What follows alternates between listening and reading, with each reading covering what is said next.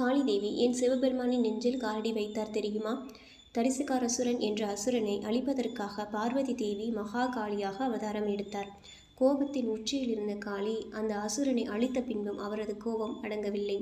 அவளது ஆக்ரோஷமான நடனத்தால் ஒட்டுமொத்த பிரபஞ்சமுமே நடுங்கியது. காளியின் ஒவ்வொரு அடியும் பூமியை பிளப்பது போல் இருந்தது. சிவபெருமான் காளியை அமைதிப்படுத்த முயன்றார். ஆனால் இரத்த வெறியில் இருந்த காளி யாரையும் அடையாளம் காணும் நிலையில் இல்லை. அவளது ஆவேசத்தை தடுக்க எந்த சக்தியாலும் முடியாது என்பதை உணர்ந்த சிவபெருமான் ஒரு வித்தியாசமான முடிவை எடுத்தார். காளி ஆடிக்கொண்டே வரும் பாதையில் சிவன் குறுக்கே போய் தரையில் படுத்துக்கொண்டார்.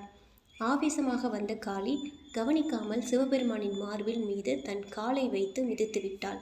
அடுத்த நொடி தன் காலடியில் இருப்பது தன் கணவன் ஈசன் என்பதை உணர்ந்து, என் பதியையே மிதித்து விட்டேனே என்ற அதிர்ச்சியில் தன் தவறை உணர்ந்து நாக்கை கடித்து கொண்டு அப்படியே சிலையாக நின்றாள்.